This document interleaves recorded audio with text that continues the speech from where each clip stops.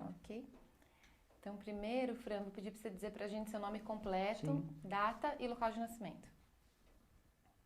Pode ser. Francisco Carlos da Silva, nasci em 31 de agosto de 1971, tenho 42 anos, nasci no estado do Ceará, né? Tenho o privilégio de dizer que eu sou um dos poucos que nasceu através de uma mão, de uma parteira da minha geração, né? Isso me deixa muito feliz. Qual que foi a cidade? Potengi, no Ceará. E agora o nome completo dos seus pais. E se você souber também data e local de nascimento? Eu sou filho de Francisca Rodrigues da Silva, nascida em Potengi, no Ceará também. Francisco José da Silva, que nasceu no estado de Pernambuco, numa cidade chamada Bodocó. Meu pai é falecido, minha mãe ainda está em vida. E o que seus pais faziam? Então, o meu pai, ele era caminhoneiro e minha mãe, ela era dona de casa, né? E com a separação aos 2 anos de idade, minha mãe teve que se ver numa cidade como São Paulo, que nós chegamos aqui muito cedo, e ela teve que trabalhar. Então, a minha mãe sempre foi para mim o maior exemplo que eu tive, porque uma pessoa analfabeta, criar 2 filhos numa metrópole como São Paulo, e hoje nós sermos, assim, pessoas do bem, que eu digo que não é uma obrigação, não é uma qualidade, é uma obrigação, né? Porque nós somos criados no meio de uma selva, ser criado na periferia, né? No meio de tudo que a gente conviveu. Então, eu posso dizer que eu sou uma pessoa abençoada por ter tido os valores que a minha mãe me passou quando garoto. E como é que você descreveria seus pais?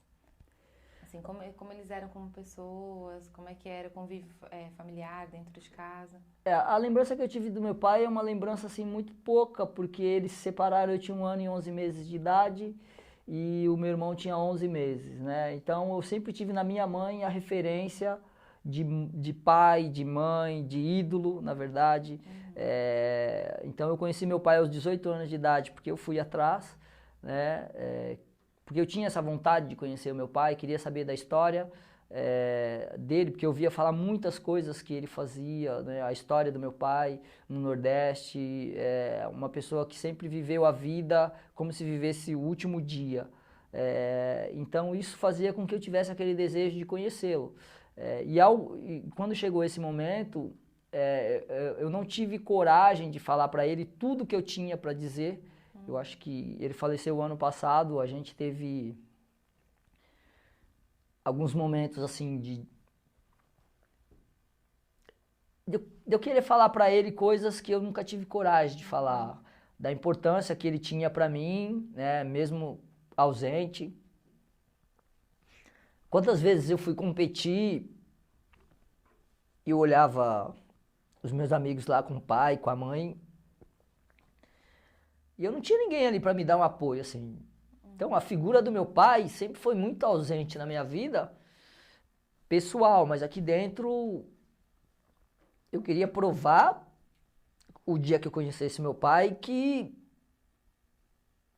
eu tinha herdado dele a coragem, a valentia, a determinação. E que hoje eu sinto assim por não ter tido a oportunidade de passar para ele muitas das coisas que eu realizei, né? Ele te viu correr alguma vez? Não, ele acompanhava muito por noticiário, assim, por matérias, né? A convivência que eu tive com ele sempre foi uma coisa assim muito fria, porque faltava aquela coisa da presença, né? Então, tanto quando eu conheci meu pai, foi no período que a minha esposa ficou grávida do meu filho, né? E que a gente numa conversa, né, ele me perguntou se eu realmente queria me casar, né? Que eu era muito garoto, que eu era muito novo. E que eu não precisaria me casar, né? E a única coisa que eu falei pra ele, que eu acho que foi a única vez que eu cobrei do meu pai, todos os anos de ausência na minha vida, que eu falei pra ele: poxa pai, mas você quer que eu faça com meu filho o que você fez comigo, né? E talvez acho que ele tenha falado isso nem tenha sido por maldade, mas foi uma coisa que me marcou muito, assim, e eu tinha, assim, a convicção de que eu seria o melhor pai do mundo, por ter tido toda essa ausência, por não ter tido alguém que me acompanhasse, que me levasse nos jogos, ou que me levasse para lutar, ou que me levasse nas competições de corrida. E quando meu filho nasceu, eu prometi para mim mesmo que eu seria o melhor pai do mundo e tenho tentado ser o melhor pai do mundo, mostrar para ele os valores que talvez o meu pai não tenha conseguido me transmitir, mas que eu vi na minha mãe todos os valores de caráter, de dignidade, né? Enquanto minha mãe trabalhava, uma mulher numa selva de pedra como São Paulo, deixava os filhos com a minha avó e com a minha tia. Minha mãe analfabeta, saía para trabalhar e a única coisa que ela me pedia era que estudasse, né? Então isso foi a minha lembrança de garoto, era que eu tinha que ser o melhor aluno da sala de aula, porque se eu reprovasse de ano, a minha mãe não tinha condições de me dar o material novamente no ano seguinte, né? Eu achava que assim, poxa, eu tenho que ser o melhor porque eu tenho que dar essa alegria para minha mãe. Minha mãe saía de casa às 10 horas da manhã para trabalhar e retornava às 11h30 da noite. E quando ela chegava em casa, a primeira coisa que ela fazia era me abraçar, me dar um beijo. E perguntar como é que tinha sido na aula. Então, a referência que eu tinha da minha mãe era essa, de uma mulher guerreira, de uma mulher lutadora que batalhava todos os dias, né, que ganhava um salário mínimo. Com o que ela trabalhava, Fran? A minha mãe era tecelã numa empresa chamada Guilherme Jorge.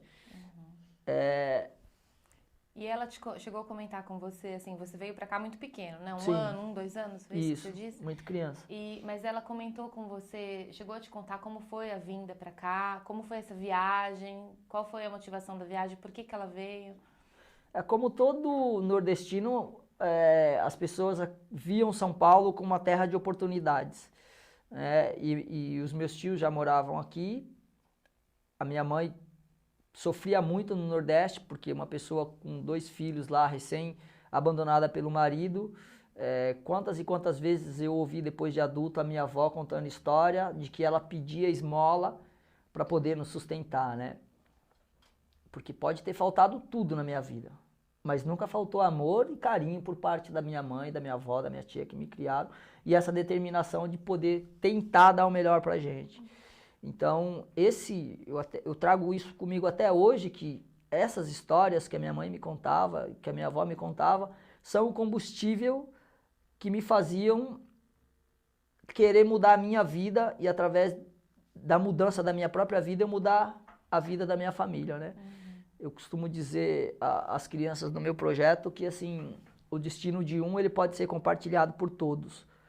E eu sempre fiz questão de poder compartilhar o destino da minha família com o meu destino, né? Aos 12 anos de idade, eu me lembro como se fosse hoje, assim, a minha mãe chorando, doente, indo trabalhar, né? Muitas vezes pegava o ônibus errado, porque não sabia ler. E aquilo foi me deixando, assim, meio que revoltado, porque eu vi os meus amigos, né, um pouco mais velho, da minha idade, começando a ganhar dinheiro, fazendo as coisas erradas, e eu só estudava. E um dia eu virei para minha mãe e falei assim, poxa mãe, eu vou parar de estudar porque eu não acho justo a senhora se matar de trabalhar. E a gente está passando tanta necessidade aqui, então eu vou parar de estudar e vou trabalhar. Aí minha mãe me chorando, minha mãe com lágrimas nos olhos, olhou para mim e falou assim, poxa filho, mas você quer ser como a sua mãe, que...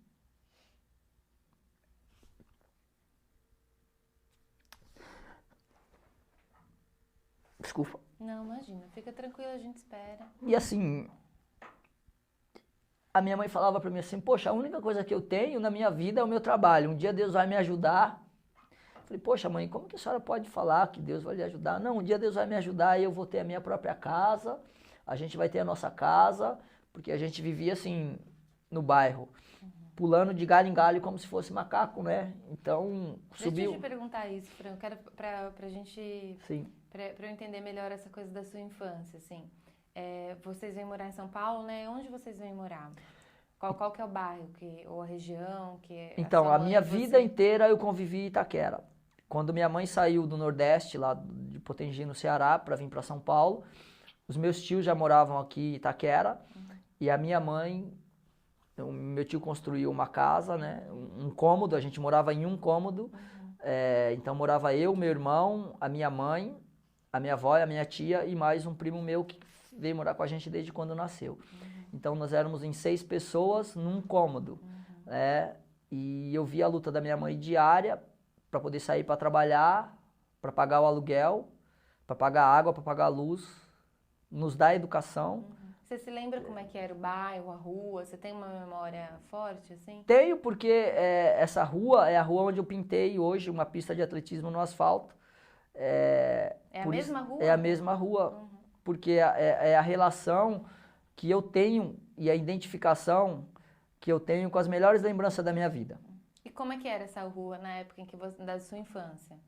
Assim, descreve pra gente mesmo, assim, a área asfaltada, numa rua de terra, tinha iluminação, como é que eram as casas? Então, assim, nós morávamos numa casa, num cômodo de cozinha que o meu tio construiu, uma rua asfaltada, onde nós jogávamos bola até 3, 4 horas da manhã, né? Não tinha o problema do tráfico, não tinha o problema de polícia passando toda hora, a gente tinha liberdade para brincar na rua, mas ao mesmo tempo tinha o cuidado das mães que viviam chamando a gente para dentro de casa, mas como a gente estava na porta de casa, não oferecia perigo, né?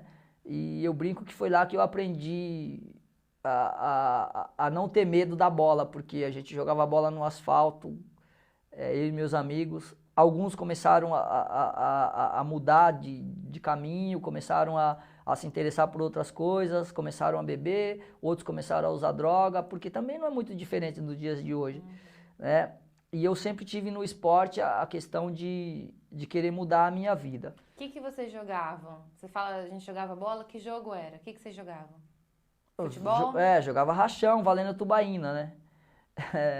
O time que perdesse, a gente apostava tubaína. Eu, meu irmão, meus primos. Então... E quem que participava desse jogo? E como é que eram esses jogos? Era na rua? Era num campinho? Não, nós jogávamos na rua mesmo. Com o passar do tempo, nós construímos um campinho de terra, e desse campinho de terra a gente começou... Só que o campinho de terra a gente podia jogar só até 6 horas da tarde, por causa da luz. Acabava o jogo no campinho de terra, a gente ia jogar na rua, e ficava madrugada dentro jogando bola, né? E conversando e compartilhando sonhos. 90% dos meus amigos daquela época, hoje... boa parte deles ou morreram, ou estiveram presos, ou simplesmente assim, desapareceram. Né? Por quê? Porque estou falando de uma geração de 30 anos atrás. Né? Eu estou com 42 anos, isso era a época de 10, 12 anos de idade, que foi quando a minha mãe chorando veio falar para mim que precisava mudar, que ia mudar de casa, porque o aluguel tinha subido e a gente tinha essa questão de ficar pulando de galho em galho. Né? E foi quando eu falei para ela que eu queria trabalhar, que era para poder ajudar. E ela veio para mim e falou, poxa, mas você não precisa trabalhar, você vai ser igual sua mãe, sabe? Analfabeto, você tem que ter um futuro, a gente não pode continuar nessa vida, né? E você tem que estudar, porque eu não tive a oportunidade de estudar. E enquanto vida eu tiver, vocês vão estar estudando. E foi quando eu falei assim, poxa mãe, a senhora vive falando que Deus vai me ajudar, nós vamos ter uma casinha, Deus um dia vai me ajudar. Como Deus pode ajudar a senhora se a senhora ganha um salário mínimo por mês? A senhora já parou para fazer uma conta? Quantos anos a senhora tem que trabalhar sem comprar roupa, sem pagar aluguel, sem pagar água, sem pagar luz? Juntando dinheiro para poder comprar uma casa? A senhora vai trabalhar a sua vida inteira e a senhora nunca vai ter uma casa, né? E ela repetiu novamente, não, mas um dia Deus vai me abençoar e eu vou ter a minha casa. E o tempo foi passando e eu fui descobrindo dentro do esporte a possibilidade de mudar a minha vida. Foi quando eu conheci a minha esposa aos 18 anos de idade. Posso só te interromper um minuto? Porque a gente tá, assim, eu vou puxando pra você. Eu quero, antes de você contar como conheceu a sua esposa, contar um pouco mais da infância, um pouco mais da adolescência. Daí eu vou te perguntando pra gente poder ter uma ideia geral mesmo, de como é que foi a sua trajetória e a sua vida. Sim. Então, eu queria saber, assim, voltando para a questão da infância, você me falou dessa coisa de jogar bola, né, que parece que é bastante forte, do futebol. Aí, queria saber como é que era a relação com o futebol, assim, na família, vocês torciam para algum time? Você torcia para algum time nessa fase? Sim, eu sempre fui corintiano, desde garoto, né? E como você se tornou corintiano? Você se lembra, assim, o momento? Tinha uma pessoa no bar, nós ficávamos jogando bola, fazia os rachões, e inclusive essa pessoa é padrinho do meu filho hoje, do Cauê, e ele foi uma pessoa que foi assim, muito presente na minha vida. Então a gente ficava jogando bola na rua e ele dava doce pra gente, né, refrigerante, gostava de ajudar a garotada do bairro, né? Ele tinha um bar e um dia ele falou pra mim, poxa, você vai ser corintiano, né? Você vai jogar no Corinthians. E até então, eu devia ter aí pra 7, 8 anos de idade. Não tinha interesse por futebol, mas pela questão daquela pessoa que nos ajudava, que dava doce pra gente, a gente fazia o Judas lá, era no bar dele que a gente ia malhar o Judas, entendeu? Eu e meus amigos, coisa que nem existe mais hoje. Meus filhos talvez nem saibam. Assim, como era legal você construir o boneco, ir na porta do bar, chegar lá, ficar martelando o boneco, aí a pessoa vinha, jogava aquele monte de bala na rua, a gente ficava catando as balas, né? Eu e meus amigos. E por conta dessa pessoa eu acabei virando corintiano, né? E o meu sonho era jogar futebol no Corinthians. Eu tive a oportunidade de jogar algumas vezes contra o Corinthians no futsal. E brincava porque, poxa, se eu não conseguir, vai o meu filho, né? Mas enfim, a gente... E você tinha algum ídolo, assim, do Corinthians, de jogador? Eu nunca tive um ídolo no futebol especificamente. Eu sempre, assim, torcia muito, né, para que meu time ganhasse. Mas eu sempre tive uma curiosidade que eu achava que quando o time perdia, a culpa era do goleiro. Porque se o goleiro não tomasse gol, né, o jogo seria 0-0, o mínimo seria um empate. Que era o que, inclusive, me motivou a ser goleiro, né? Eu me lembro quando eu devia ter uns 10 anos de idade, que a seleção de 82, que foi uma seleção assim que encantou o mundo, e eu, como todos os meus amigos, a gente colecionava figurinhas, sabe? A gente colava. Na época, o chiclete vinha com as figurinhas do jogador, a gente comprava aquele monte de chiclete, ou ia no bar desse meu amigo lá, né? Ele arrumava os chicletes pra gente, dava, sabe? Se ia comprar 2 chicletes, ele dava 10, porque gostava de ajudar a garotada. E a gente ficava colando as figurinhas, né, nos álbuns. E quando o Brasil perdeu a Copa, foi eliminado, né, em 82, eu falava assim, poxa, um dia eu vou ser um goleiro e o Brasil nunca vai perder uma Copa do Mundo. Coisa de criança assim, sabe? Porque eu achava que o goleiro que era o culpado por ter perdido, por ter tomado os gols, né? E essa Copa de 82, assim, você lembra de algum jogo em específico? Eu lembro o jogo que o Brasil foi eliminado, que a gente chorava muito, né? A garotada, assim, quando nós perdemos lá, que, poxa... Onde você viu esse jogo? Você lembra com quem você estava? Eu tava na casa da minha tia, porque a gente, a televisão em casa pegava muito ruim, era preta e branca, e eu fui assistir na casa da minha tia com os meus primos, né? E quando o Brasil perdeu, assim, foi aquela choradeira, né? Eu lembro de amigos, assim, mais velhos que soltavam balão, os balões eles se batiam no ar, a quantidade de balão que tinha, né? Aqueles balão coloridos, sabe? Com a bandeira do Brasil, balão verde e amarelo, as ruas todas pintadas, né? Quantas e quantas noites eu virei desenhando no chão. Eu desenhava, porque tinha facilidade para desenhar, os meus amigos iam lá e ficavam pintando o desenho. A gente enfeitava... O que vocês desenhavam? Desenhava a bola, desenhava os jogadores, né? A seleção reproduzia, pegava alguma figurinha, ia lá e reproduzia o desenho do jogador, reproduzia, né, rumo ao tetra, né? Que o Brasil era tri. E a gente, esse tetra nunca chegava, né? Por quantas Copas do Mundo, eu e meus amigos, a gente chorou. Nós chegamos a sair batendo na porta das casas, né? Você imagina um grupo de garotos aí de 13, 14 anos de idade, ia na porta do vizinho, batia a palma, pedia dinheiro para enfeitar a rua. Aí a gente ia lá na 25 de março, comprava aquele monte de fita amarela e verde, passava a noite inteira cortando, né? Pedia ajuda para os pais. Aí ia desenhar, pintava a rua, enfeitava a rua inteira e vinha a frustração, o Brasil ia e perdia. Aí eu sempre achando que a culpa era do goleiro. E nessa Copa de 82, você não se lembra de nenhum jogador assim que você admirasse? O Sócrates, né? Muito, né? Até porque eu era corintiano, né? E ele jogava no Corinthians e foi uma das pessoas assim que eu me lembro que Todo mundo chamava ele de doutor e um dia eu quis saber por que chamavam ele de doutor, né? Um cara que naquela época já tinha uma visão, né, de que o jogador de futebol precisava estudar, precisava se formar, precisava ter uma carreira paralela à de futebol, porque quando ele parasse de jogar bola, ele tivesse condição de sobreviver, né? Então, assim, eu via o Sócrates como um cara à frente da geração dele. Mesmo com a pouca idade que eu tinha, 10 para 11 anos de idade, eu falava assim, poxa, o doutor Sócrates, né, que era a esperança de todos nós, assim. E é uma geração que, poxa, aí via lá o goleiro Valdir Pérez, né, via o Zico na época, via outros jogadores assim que encantavam o mundo e de repente aquela seleção não emplacou. E é uma seleção que todo mundo fala até hoje, né, porque eu tinha pouca idade e me lembro dos jogos, né. Me lembro da questão dos balões batendo no ar, me lembro da questão do pessoal chorando na rua, né, as ruas todas enfeitadas e a gente, né... Muita frustração, assim. Frustrou. Uhum. E eu sempre fui um cara muito emotivo, assim, né, deu pra você perceber, eu choro à toa. Eu me lembro que eu me chorava compulsivamente, aí minha mãe falava pra mim assim, calma filho, calma, foi só um jogo, né. Uhum.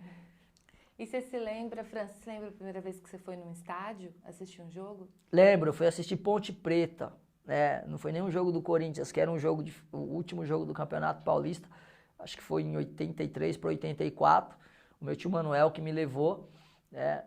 E eu lembro que quando eu entrei no campo lá no Canindé, que era o estádio da Portuguesa, que era a Ponte Preta Portuguesa, nossa, aquele campo lotado, assim... E nem era o jogo do meu time, e eu via o pessoal gritando, né? E eu imaginava os caras gritando o meu nome, né? Fiquei muito, muito triste, assim, porque eu falo até hoje, né? Pelos clubes que eu passei, já passando dessa fase de 12 para 13 para 15 anos de idade, quando eu fui para São Paulo, né? Quando você começou a jogar? Eu comecei a jogar com 8, 9 anos de idade nos rachão na rua. Uhum. Só que eu era o menor da turma. Uhum. Sempre fui o menor da turma. Então, o menor vai pra onde? Vai pro gol. Né? Aí os caras me colocavam no asfalto pra pegar no gol. Uhum. E eu me jogava, ralava, arrancava o dedo do pé, sabe? A cabeça do dedo do pé, ralava o joelho, o cotovelo. Né? E um dia o cara me descobriu jogando na rua, falou, poxa, você leva jeito, né, tal. Quem era essa pessoa? É um amigo que inclusive faleceu. Ele era o treinador de um time juvenil que nós tínhamos, chamado Falcão do Morro. Um desses caras que é abnegado, um cara que não tem a menor condição, mas um cara que quer tentar oferecer alguma coisa para a criança, para ver a alegria da garotada. E nós começamos a jogar no juvenil do Falcão do Morro lá. Eu com 13 anos de idade comecei a jogar no time de adultos do Falcão do Morro. Eu entrava em campo para jogar, os caras falavam assim, pô, vocês vão colocar uma criança para jogar comigo? Aí me vinha a lembrança assim, poxa, mas o goleiro tem que ter um diferencial, né? Eu com 13 anos de idade, hoje eu tenho 1,69 m, você imagine com 13 anos de idade qual que era o meu tamanho.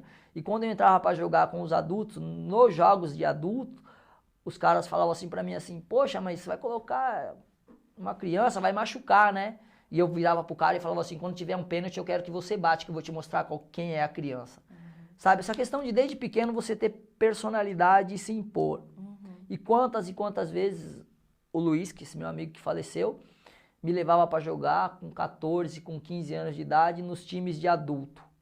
Porque o normal é um garoto que jogue na linha, que seja um centroavante, que seja um lateral, que seja um ponta, que seja um meia esquerda, ele jogar no meio dos adultos. Mas um goleiro com 13 para 14 anos de idade, com a altura que eu tinha, jogar num time de adultos...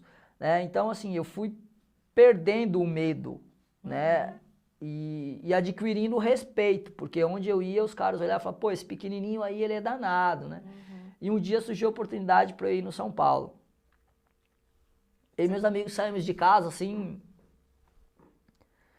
coisa que essa geração não sabe o que é isso, sabe? Você estava com quantos anos? 14, é isso? 15 para 16. Uhum. A garotada de hoje sai às 4 horas da manhã, ou chega em casa às 4 horas da manhã, para usar droga, para beber. E eu saía com meus amigos atrás dos nossos sonhos, né? Alguns, inclusive, já faleceram. pegava o ônibus às 4 horas da manhã, porque não tinha metrô. Pedia pro cobrador para deixar a gente passar por baixo do ônibus. Escondido da minha mãe. Para poder ir lá no São Paulo. Aí eu fiquei alguns dias lá no São Paulo. O treinador me chamou e falou assim, pô, garoto. Primeiro começou com um teste, né? Fomos lá, chegamos lá, tinha mais de 500 garotos lá. Chegamos de manhãzinha. Pegamos o ônibus, passamos por baixo da catraca. Aí o cobrador falou assim, pô, mas onde vocês vão? Pô, 4 garotos, meu. Nessa hora, não, nós vamos lá no São Paulo, nós vamos fazer um teste lá no São Paulo. Aí o cara falou assim, mas quem vai com vocês? Não, a gente vai sozinho. Mas e a mãe de vocês? Não, nossa mãe não sabe. A gente combinou, todo mundo, né, e saímos escondidos. Mas vocês, como é que vocês vão pra lá? A gente tá só com o dinheiro da passagem, meu. Não, passa por baixo. Aí o cobrador deixou a gente passar por baixo. Aí brincou, ó, quando vocês estiverem na seleção, lembra da gente. Aí fomos. Chegou lá no São Paulo, eu era o menor, no meio de, sei lá, 300, 400 garotos. Os caras falaram, quem é na ponta direita? Pô, todo mundo levantava a mão. Quem é a ponta esquerda? Todo mundo levantava a mão. Quem é goleiro? Aí eu levantava a mão, ah, vem você, vem você. Ia pegando assim, dava uniforme. Aí eu fiquei no último time, porque eu era o menorzinho. Os caras escolhiam os goleiros maiores. E o meu time só ficou a garotada menor. E chegou um último grupo com os jogadores maiores. Aí o cara falou assim, bom, deu colete pra todo mundo, né? Aí chegou na minha vez, falou assim, você joga do quê? Eu falei, eu sou o goleiro. Mas cadê sua roupa? Eu falei assim, não, minha roupa tá aqui. Eu trouxe a chuteira e o calção e o meião. Eu falei, você vem pra guerra e não traz arma? Eu falei pra ele, mas minhas armas estão aqui, né? E apontei pras minhas 2 mãos, assim. Aí ele falou pra mim assim, bom, já que você não trouxe camisa, você vai se jogar sem camisa. Aí os meus amigos me chamaram assim e falaram assim, ó, eu falei assim, meu, que sacanagem, pô, estamos aqui desde de manhã, né? A gente pega agora só um time de molequinho, vai jogar contra os caras que são marmanjo. Aí ele virou pra mim e falou assim, ó, eu nunca te vi jogar, mas eu confio em você. Eu nunca vi ele jogar e eu confio em você. Que são os garotos que estavam lá fazendo o teste. E outra, os caras é tudo grandão. Vamos pra cima deles, meu. Aquilo ali despertou, sabe, aquela coisa de falar assim, caramba, meu, é verdade, eu tô tendo a oportunidade da minha vida, né? E o cara primeiro tá me criticando porque falou que eu não tenho camisa pra jogar, não me deu nem sequer a camisa de goleiro, eu joguei sem camisa no gol. E quando começou o teste, assim, os caras... A molecada do meu time era muito boa, muito boa. E a gente começou a vir bola no gol e eu comecei a pegar. Teve uma das bolas que eu peguei, eu lembro assim, a bola veio, eu peguei a bola, caí, ralei toda a costela, porque eu tava sem camisa, era terra batida, não era como hoje o campo gramado, né? E quando acabou, o cara me chamou e falou assim, poxa, mas você é danado, né? E eu fiquei um período no São Paulo, e no dia que o cara me chamou para me mandar embora, ele falou assim, olha, Fran, eu nunca vi um goleiro tão ágil, assim, debaixo dos 3 paus como você. Porque eu tinha jogado minha vida inteira com adultos. Eu ia jogar contra os caras da minha idade, pra mim era muito fácil. Só que assim, goleiro é igual jogador de basquete. Se não crescer, não tem como. Você já tá com 15 para 16 anos de idade, sabe? Não tinha, acho que essas tecnologias que tem hoje, que fazem, que injetam nos caras, os caras, sabe? E fui mandado embora. Aquilo ali pra mim foi como se eu tivesse, sabe, abrir um buraco no chão e eu me jogar lá. Porque todo o meu sonho foi embora. Acordei e falei, não quero mais saber de futebol, não quero mais saber de nada. E fiquei assim quase que, sei lá, 4 meses, 5 meses sem querer saber de jogar bola. Aí um dia os amigos me chamaram para jogar futebol de salão. Aí as coisas começam a acontecer assim, né, porque eu fui jogar futebol de salão num time de garoto, lá na Igreja da Penha, né, e tinha um time que treinava lá, que disputava o Campeonato Paulista. E os caras me viram jogando. E o dono do time me chamou e falou, quantos anos você tem? Eu falei, vou fazer 16 anos. Ele falou, pô, tô montando um juvenil, você não quer vir jogar pro meu time? A gente vai disputar a federação, né? Federação, não sabia nem o que era federação. Eu não tinha ideia. E assim, o time? Qual que era o time? Cabral Piratininga. Né? Aí eu falei assim, legal. Ela falou, a gente treina aqui toda terça e quinta. Né? E a gente vai disputar o campeonato. E eu comecei a ir treinar lá, e assim, o primeiro dia que eu cheguei pra treinar, o cara veio com um saco de tênis, assim, deste tamanho, despejou aquele monte de tênis, assim, e tinha uns tênis com uns nomes, assim, do lado. Aí ele falou assim, você vai lá, pega um, vê o seu número, porque aqui a roupa de goleiro tá ali e tal. Falei, mas eu não ia treinar no juvenil? Ele falou, não, mas o juvenil a gente tá montando. Enquanto não monta o juvenil, você vem treinar aqui com o principal, que era o time de adultos. E comecei a treinar com os caras, lá eles me davam tudo. Acabava o treino, tinha um bar, ele falava assim, vai lá no bar e pega o lanche. E eu nunca ia pegar o lanche, porque aquilo ali pra mim era tudo muito novo. De repente eu tô lá, o cara vem, me dá o lanche, eu falei, não, eu não quero. Mas por que você não quer? Porque eu ficava com medo de o cara falar assim, pô, esse juvenil vem aqui só pra comer, meu, vou mandar ele embora. Então eu não queria dar despesa pros caras. Quando os caras viraram pra mim e falaram assim, o juvenil, não vai ter mais o juvenil, nós não vamos entrar mais com o juvenil, vai ter o principal, né? Aí eu falei, tá, mas e aí? Ele falou, não, mas nós vamos te federar, você vai ficar jogando com a gente no principal. Sabe? Aquilo ali pra mim, passou 30 dias, ele veio com um envelope, deu na minha mão assim, tinha dinheiro dentro, né? Aí eu falei pra ele, mas o que é isso aqui? Com um agasalho assim, bonito pra caramba da equipe. Ele falou assim, não, a gente te federou, agora você vai começar a viajar com a gente, vai nos jogos com a gente, você vai ser o terceiro goleiro, porque você é juvenil e tal. E eu, não, mas não precisa, cara, eu quero jogar por prazer, eu não preciso disso, porque eu tinha medo de pegar o dinheiro e as coisas os caras me mandarem embora, né, porque não tinha quem me orientasse. E... Você se lembra o que você fez com esse dinheiro? Então, eu cheguei em casa com o envelope, com aquele agasalho debaixo do braço, né, todo feliz, para mostrar para minha mãe. Às 11 horas da noite, minha mãe falou assim, mas quem te deu esse dinheiro? Não, mãe, eu ganhei jogando bola. Não, eu quero saber de onde veio o dinheiro. Ninguém dá o dinheiro por dar. Não, mãe, eu assinei, eu sou federado agora. Né? E minha mãe falava assim, não, esse dinheiro você pegou em algum lugar. Né? O medo da minha mãe de eu ter feito qualquer bobagem e ter pego aquele dinheiro. Aí mostrei o agasalho para ela, mostrei a carteirinha da federação para ela que os caras tinham me dado, que foi aonde eu comecei a desenvolver dentro do futebol. Você lembra a primeira vez que sua mãe te viu jogar? A minha mãe me viu jogar na final do Campeonato Paulista em 2003, porque ela não tinha coragem de ir, né? Ela demorou muito, então? Muito tempo, muito tempo.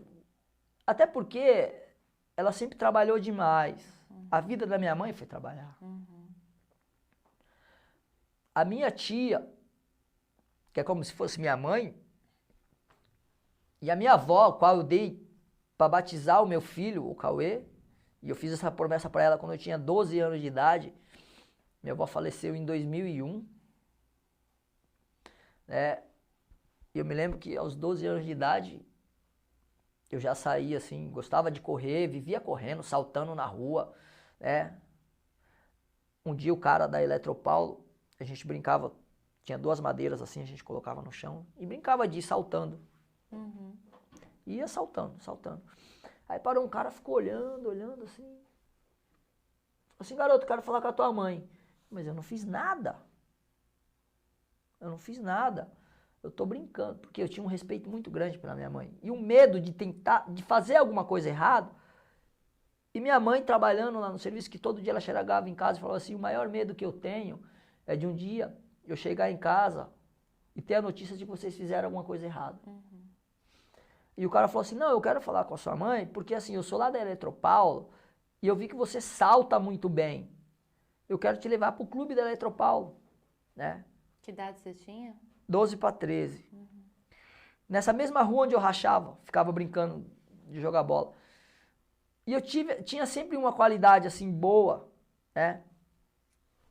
Por quê? Porque eu via no esporte a chance de mudar a minha vida. Né? Então eu queria fazer de tudo. Eu fiquei 6 meses, nesse mesmo período, eu ia todo dia para uma academia, sentava lá e ficava olhando os caras treinarem. E os caras ficavam treinando, com 10 para 11 anos de idade. No dia seguinte eu ia lá na academia e ficava olhando. Aí um dia o professor virou para mim e falou assim, escuta aqui, garoto, o que você vem fazer aqui todo dia? Aí eu falei para ele, não, eu só venho assistir. Mas por que você não treina? Ah, porque minha mãe não tem dinheiro para pagar academia para mim. E seu pai? Puta, cara, eu não tenho pai, meu. Eu falei, então você vem treinar amanhã. Eu falei assim, mas eu não tenho grana, cara. Minha mãe não tem condições de pagar academia para mim treinar. Professor Simba, mestre de capoeira. Academia, você se lembra o nome? Não. Não lembro. Não tem problema. O Simba virou pra mim e falou assim, ó, Francisco. Depois que eu virei Fran, né? Uhum. Ó, Francisco, é assim, existe um tipo de coragem que a gente nunca imagina ter. Até chegar o dia que ela é a única coisa que nós temos. Se você tem coragem para 6 meses ficar vindo aqui todo dia, ficar observando, tenha coragem para começar a treinar com a gente. Aí na academia de capoeira eu virei o borracha. Né? Que era o cara que tinha abertura negativa, né? Que fazia saltos, né? Perfeitos. E comecei a fazer capoeira. Da capoeira comecei a correr. Depois dessa frustração de ter ido para São Paulo, ter sido mandado embora, acertado com o futsal, né? Comecei a viajar com os caras, comecei a pegar a experiência.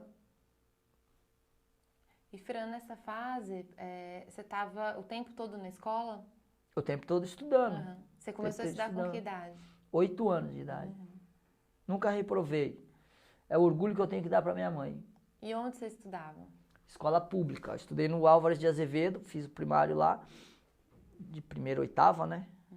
Depois fui para Aparecida Hall, fiz o colégio lá. Terminei o colégio com 17 para 18. E onde ficavam essas duas escolas? Itaquera. Itaquera. E nessa fase assim, escolar, você se lembra de algum professor marcante?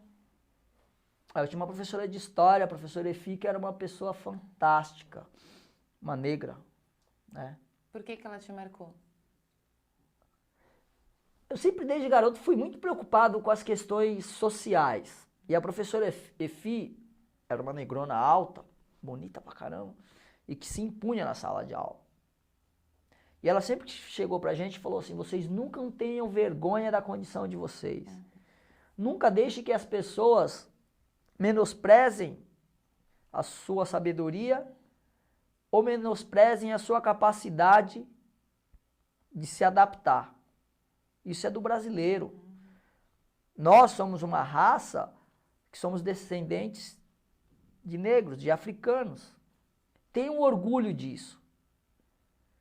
E um dia uma pessoa virou para a professora Efi, nossa Efi, você é uma negra de alma branca. E ela bateu na mesa e falou assim, por que eu não posso ser uma negra de alma negra? Qual a diferença entre uma alma branca e uma alma negra? E isso me marcou muito. Por quê? Porque eu desde garoto sofri o preconceito, inclusive de familiares meus, né? Que eu era o baianinho que veio do Nordeste, o cabeça chata, que ia virar bandido. E que minha mãe quantas e quantas vezes chorava pedindo a Deus para que nunca um filho dela entrasse no mundo do crime. E a discriminação, porque nós éramos criados sem pais,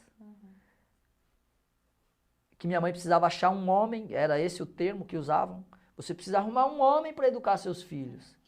Minha mãe chorando quantas vezes falava assim para mim, filho, eu nunca vou colocar um homem dentro de casa, porque o único que poderia estar dentro de casa e que levantasse a mão para você seria o seu pai. Como o seu pai não está dentro de casa, nenhum outro homem vai levantar a mão para você. E você gostava da escola, Fran? Sempre fui um cara que estudou demais. Demais. Até pela questão de, assim, eu não poderia reprovar. Qual era a alegria que eu poderia dar para minha mãe? Que trabalhava o dia inteiro. Analfabeta, minha avó analfabeta, minha tia analfabeta. Qual era a alegria que eu poderia dar para essas duas pessoas? Estudar. Estudar, claro. Né? Ser o melhor aluno da sala, o cara que era comunicativo com todo mundo, sempre falei demais, assim. Minha mãe falava que as professoras me chamavam de radinho de pilha, né? Porque eu falava muito. Mas sempre fui um cara que estudei muito. E você praticava esporte dentro também da escola? Como é que era? Tinha educação física? Tinha. Mas a educação física era como nos dias de hoje, futebol, né? Dava a bola e pronto. Não tinha essa questão de você ter outras modalidades, né? Então o sonho de todo garoto da minha geração era ser jogador de futebol, que é o que eu estou tentando transformar nos dias de hoje, né? Oferecer às pessoas outras opções que não sejam apenas o futebol. Até porque, se você for analisar, todo mundo quer ser jogador de futebol, a fábula que um jogador de futebol ganha, mas não são todos que ganham essa fábula, né? É uma minoria muito pequena que consegue ter valores assim absurdos. Quantos clubes nós temos no país e quantas pessoas querem ser jogador de futebol? Você imagine se, né, teria que ter pelo menos 1 milhão de vezes a mais o número de clubes, né, para atender todo mundo. Então, e quando você foi federado no futsal, né, e aí você não saiu mais? Não, então, quando foi 18 para 19 anos que eu conheci a mãe do meu filho, nessa época, assim, eu participei de um programa chamado OZEM, né? O que é o OZEM? Era um programa da paróquia Nossa Senhora do Carmo, né? Que foi implantado pelo Padre Paulo, onde eu tinha a presença de uma pessoa assim muito marcante, que era a tia Cida, que era a senhora que cuidava de todas as crianças, né, que procuravam levar a gente para fazer o catecismo, né, que procurava colocar a gente dentro da doutrina de Deus, seguir, saber que existe o bem e o mal. Foi com ela que eu aprendi essa diferença. E que ela nos reunia, a gente ia para o CIFA, onde o CIFA dava o café da manhã, dava o almoço, né, e nós tínhamos as atividades lá dentro. Artesanato, esporte, né, teatro, e assim, eu ia para lá, não só eu, mas acho que 99% da garotada ia lá para comer, né? Por quê? Porque lá tinha a bolacha, tinha o Toddy, tinha, sabe, a macarronada, o frango, coisa que muitos de nós não tínhamos em casa. Então a gente ia lá, e lá eu aprendi, assim, a ter os valores. De 18 para 19 anos, eu fiz parte desse projeto, e de 18 para 19 anos eu voltei para dar aula lá, né? Do que você dava aula? Dava aula de esportes e de artesanato. Eu fui monitor do OZEM, né? Eu fui aluno quando criança e voltei aos 18 anos de idade como monitor. De 18 para 19, eu conheci a minha esposa, que trabalhava numa loja em frente ao OZEM, né? Como é que vocês se conheceram? Conta a história pra gente. Ela me paquerava, porque eu ficava dando aula lá, né? Eu acho que ela gostou das minhas pernas, porque dizia que eu tinha as pernas bonitas. E eu ficava dando aula lá pra garotada, né? E ela ficava me paquerando, quando na verdade teve um baile do CIFA, né? Do OZEM. E é engraçado porque tava de paquera com a irmã dela, né? E de repente, né, surgiu uma história de que eu era muito mulherengo, né? Ela foi falar pra irmã dela que eu era muito mulherengo, que não merecia, sabe? Que a irmã dela tal, isso e aquilo. Mas acho que na verdade essa história foi para poder separar da irmã dela e a gente tá junto há 23 anos, né? Vocês começaram a namorar nesse baile? Como é que foi? Não, porque eu tava tava de paquera com a irmã dela. E tinha um jogo que eu ia fazer, acho que no dia seguinte ou uma semana depois, não me recordo direito, onde as irmãs foram assistir. E ela foi também. E surgiu essa história, foi onde a irmã dela me deu um toco, falou que não queria nada comigo, porque eu era muito mulherengo, que tinham falado pra ela que eu era muito mulherengo. E aí eu descobri que quem tinha falado foi a Kátia, né, que é minha atual esposa. Só que uma semana depois eu recebi um bilhetinho dela, para encontrar comigo, mandou um bilhetinho falando que queria conversar comigo, que queria encontrar comigo no metrô Penha, que era onde ela estudava, no Aprígio Gonzaga. E eu fui lá e de repente começamos a namorar, entendeu? Aí acho que as irmãs ficaram 1 ano sem se falar por conta disso. Mas assim, hoje a gente é todo mundo amigo, né? As irmãs adoram, elas têm um carinho muito grande pelos meus filhos, assim. E nesse tempo que você trabalhava no projeto, você parou de jogar futsal ou você continuava jogando e trabalhando no projeto? Eu continuava jogando e trabalhava, treinava e jogava. Só que assim, ser jogador de futebol no Brasil é aquilo que eu te falei. No futebol de campo já é complicado, no futsal então é mais complicado ainda. E eu comecei a fazer as artes marciais. Eu já tinha uma bagagem que eu fazia antes, que tinha pego na capoeira com o mestre Simbá, e fui fazer o tal do Full Contact, porque era a sensação do momento, né? O filme Dragão Branco despertava em todo mundo a vontade de ser um Jean-Claude Van Damme. E eu comecei a fazer o Full Contact, me formei faixa preta, e assim, eu ganhava tão pouco, que quem pagou meu exame de faixa preta foi a minha mulher, né? A Kátia, que me deu de presente o exame de faixa preta. Que eu lembro que quando eu fui fazer o exame de faixa preta, começou às 3 horas da tarde, foi acabar às 8 horas da noite. E nessa época eu já saía para competir, para lutar, e às vezes eu chegava em casa machucado, né? Olho roxo, orelha roxa, né? Braço... A minha mãe chorava quando eu saía para ir competir. A minha avó... Eu lembro assim que teve uma luta que eu fui fazer do Campeonato Paulista. E eu falei assim, poxa mãe, eu queria tanto que a senhora me visse lutar. Já era faixa preta já. Que idade isso?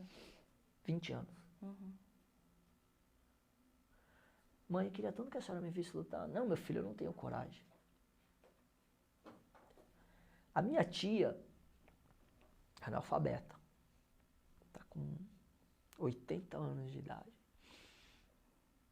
Desde os meus 8 anos de idade, quando eu comecei no esporte, a minha tia que cuidava das minhas roupas. Ela não sabe a diferença entre um número e uma letra. Mas todos os meus uniformes organizados. Camisa de treino, roupa de treino, meia de treino, faixa de luta, tênis de corrida, camiseta de corrida. Tia, vai me ver lutar? Ah, não vou não, porque eu não tenho coragem. Vó, vou me ver lutar?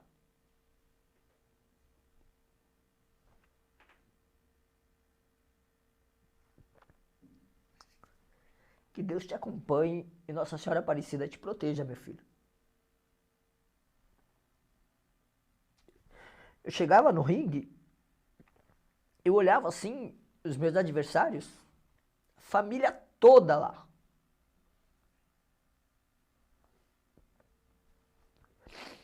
Elas deviam ter medo, né? De que você se machucasse.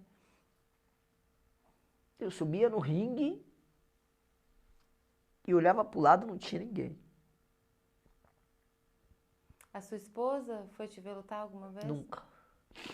Não tinha coragem de ir também? Ah, mas... Durante quanto tempo você lutou? Minha última luta, que foi de encerramento de carreira, foi em 2011. Eu me formei faixa preta com 19 para 20. Então faz um bocado de tempo, né? Lutou bastante tempo, na verdade. Você lutou bastante tempo. Bastante tempo. Quando meu filho nasceu, eu comprei um kimono. Primeiro que quando ele nasceu, o sonho era que ele fosse jogador de futebol. Com 4 anos de idade, eu botei ele na escolinha. Eu ia viajar para competir no futsal, levava ele junto, ele era o mascote do time. Comprei um kimono, botava nele, treinava ele, fazia alongamento, fazia a preparação dele. Comecei com 4 anos de idade a preparar o meu filho. Porque eu sonhava que ele, assim como eu, queria ser igual ao pai, né? É o seu primeiro filho? O Cauê. 19 de julho de 95.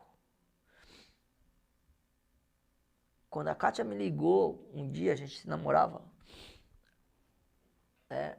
eu tava desempregado e um amigo me chamou para jogar no time da Unimed, um campeonato que ia ter. E todo jogo eu ia.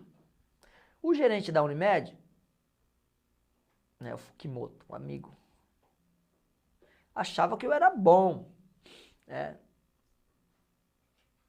E um dia eu faltei no jogo e ele falou, pô, mas o goleiro não veio por quê? Pô, tá desempregado, foi fazer um bico e tal, né? Pô, o cara tá desempregado e ninguém me fala nada. Manda ele vir segunda-feira na Unimed. Me contratou, né? Te contratou pra qual função? Pra trabalhar no cadastro. Aí, comecei a ser funcionário da Unimed, o goleiro da Unimed, né? Aí me dava tênis, me dava calça, me dava as coisas. E um dia tô na Unimed e recebo uma ligação. 22 anos de idade.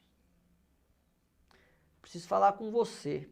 Só que na noite anterior, eu tinha sonhado que eu tava carregando um garotinho, na mesma rua onde eu moro até hoje, nos braços, e que ele me abraçava assim, me apertava.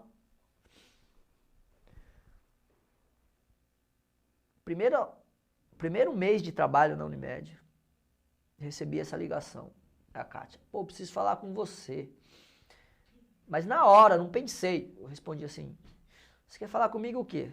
Que você tá grávida, que você vai ter um garoto, que ele vai se chamar Cauê, e que ele é a razão da minha vida? Ela desligou o telefone na hora. Ficou assustada? Desligou na hora. Mas o porquê disso? Porque eu tinha sonhado com um garoto na noite anterior. E quando ela me ligou, foi a primeira coisa que me veio na cabeça. No dia seguinte, ela me ligou chorando. Tô grávida. Como é que vai ser? Vocês namoravam há quanto tempo? 5 anos. 18 para 22, eu ia fazer 5 anos. Eu lembro assim, o pai dela estava vivo. Na época, o seu Luiz. A família tradicional, assim, bem... lá de Minas, né? Assim, bem rígida mesmo. Tudo muito certinho, tudo muito certinho. E de repente eu cheguei em casa, a maior da alegria do mundo, assim, fui falar pra minha mãe, mãe, a Kátia tá grávida. Nossa, minha mãe fechou a cara na hora. A minha avó nasceu em 1905. Imagina a cabeça da pessoa. Como que você põe a perder a filha dos outros? Mãe, vó, eu vou ser o melhor pai do mundo. Você começou a trabalhar agora. A gente morava em casa de aluguel. Vamos dar notícia para sua família. Você imagine, né? Os irmãos, irmãs, pai, mãe. Se hoje, aos 42 anos de idade, muita gente acha que eu tenho cara de moleque, imagine aos 22 anos de idade. A única coisa que eu tinha era sonhos. E uma fé muito grande. Porque ecoava no meu ouvido assim, ó, que Deus te acompanhe, Nossa Senhora Aparecida te proteja. Vocês foram juntos da notícia para a família dela? E como é que foi? Quando chegamos lá, a primeira coisa, Dona Maria, preciso falar com a senhora. Tava todos os irmãos na cozinha. O seu Luiz, que Deus o tenha, na sala, assistindo televisão. Palmeirense roxo. Verde, né? Aí chego na cozinha. Ó, sabe o que é, Dona Maria? Tenho uma notícia para dar para a senhora. A senhora vai ganhar mais um neto. Porque os filhos dela já tinham dado. Mas na hora ela virou pra Kátia e falou assim, como que você fez isso? Kátia já estava chorando. Eu simplesmente virei e falei assim, olha, é assim. Ou aceita agora, ou não aceita nunca mais. Porque criança é assim. Antes de nascer, por que você fez isso? Por que você fez aquilo? Você é uma irresponsável, ele é um irresponsável, porque vocês não têm juízo. Depois que a criança nasce, é o xodó da família. Todo mundo quer beijar, todo mundo quer apertar, todo mundo quer... Ou aceita agora, ou não aceita nunca mais. E eu sempre tive um temperamento assim, muito explosivo, sabe? Não, então, mas você não vai contar pro pai dela. O que vocês querem fazer? Eu vou casar. Mas você não vai contar pro pai dela. Posso ter cara de moleque, né? Atitude de menino, mas eu sou homem. Saí da cozinha, fui pra sala. Seu Luiz, preciso falar com você. O que está acontecendo? Seu Luiz, sabe o que acontece? A Kátia tá grávida. Todo mundo com medo da reação do seu Luiz. Sabe o que o seu Luiz falou pra mim? Não sei se ele não gostava, né, da minha pessoa, mas ele virou pra mim, e o seu Luiz sempre foi uma pessoa muito calada, assim, nunca foi de conversar muito. Ele falava pra mim assim, mas isso nos dias de hoje é normal. Se você não quiser casar, você não casa. Você faz um contrato aí de 5 anos, né? Se não deu certo, você tá solteiro e ela também. Ninguém vai obrigar vocês a casar. Simplesmente eu virei pra ele e falei, seu Luiz, eu vou ser o melhor pai do mundo pro seu neto. Enquanto vida eu tiver, eu vou cuidar da sua filha. Aconteça o que acontecer. E vocês se casaram? Num domingo, 5 horas da tarde, final do Campeonato Paulista. 1994. Quem que tava jogando na final? Corinthians e Palmeiras. E adivinha? Fui pro casamento com a bandeira dos Gaviões no bolso do paletó. Abri a bandeira lá dentro da igreja, na mesma igreja do padre onde eu fiz parte do projeto no Ozen. Todo mundo achava louco. Amigos meus foram no casamento e falaram assim, eu vou lá porque você não vai durar 3 meses casado. Como é que foi o casamento? Assim, qual é a recordação? Eu não tinha ideia do que estava fazendo. Não tinha ideia. 22 anos de idade.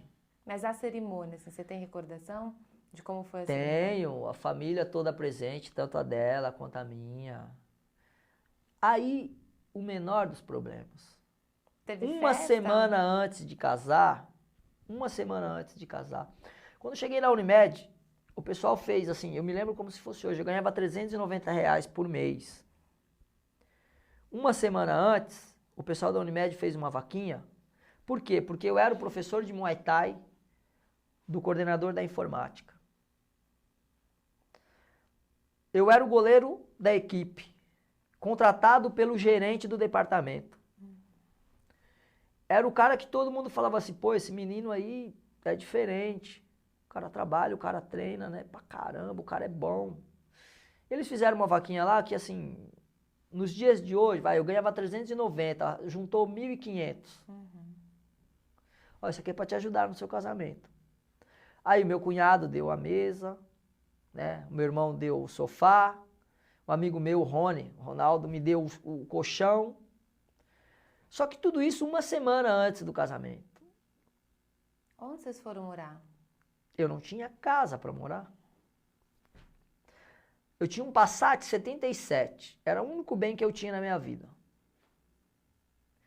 E eu virei pro gerente da informática. Tava dando aula de Muay Thai pra ele. Celso, vou casar, cara.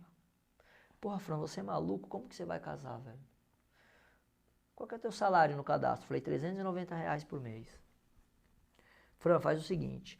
Se você fizer o vestibular e passar, eu te transfiro para informática. Só que você tem que fazer o vestibular na área de informática. Caramba, Celso, como que eu vou pagar uma faculdade, irmão? R$390 por mês de salário? Não. Teu salário na informática vai dobrar. Vou te colocar... Tá bom. Fui falar com o meu gerente que me contratou por causa do futebol. Fukimoto, vou casar, irmão. Você tá maluco? Como você vai casar? Você é um irresponsável. Como que você vai cuidar de você, de uma mulher e de uma criança? Fuk, eu sou um cara determinado, irmão. Sou um cara abençoado por Deus. Tudo na minha vida nunca foi fácil. Desde garoto eu venho lutando contra todas as estatísticas que o mundo vem me oferecendo. Você é louco. Brinquei com ele. Não tem uma frase que diz que todo goleiro é louco ou é viado? Eu já fiz um filho, então acho que só me resta uma alternativa. Vamos ver o que a gente consegue te ajudar, que foi essa vaquinha que eles fizeram. Falei, o Celso me fez uma proposta. Eu dou aula para ele na academia de Muay Thai e ele falou que se eu fizer o vestibular... Não, você é louco ao cubo, não é nem ao quadrado. Como que você vai pagar aluguel? Como que você vai pagar a faculdade? Como que você vai sustentar a tua família? Eu tenho fé em Deus e Nossa Senhora Aparecida que eu não vou ficar desamparado. Você prestou vestibular? Fui para a Unixul. Que curso? Informática. Cheguei na Unixul, fiz a inscrição, fiz o vestibular, fui aprovado. Aí o Celso Ricardo falou para mim assim, ó, Fran, já vou dar entrada no pedido para você mudar de departamento. Eu não tinha um ano de empresa. Casei, a festa, muito simples, né? Um bolo, refrigerante que a família deu, os meus amigos. Na casa de... Na casa do meu cunhado. Inclusive nós fomos morar lá nessa casa, depois de um certo tempo. Não... Logo que vocês se casaram, vocês foram morar onde? Não, então, voltando ao caso, né?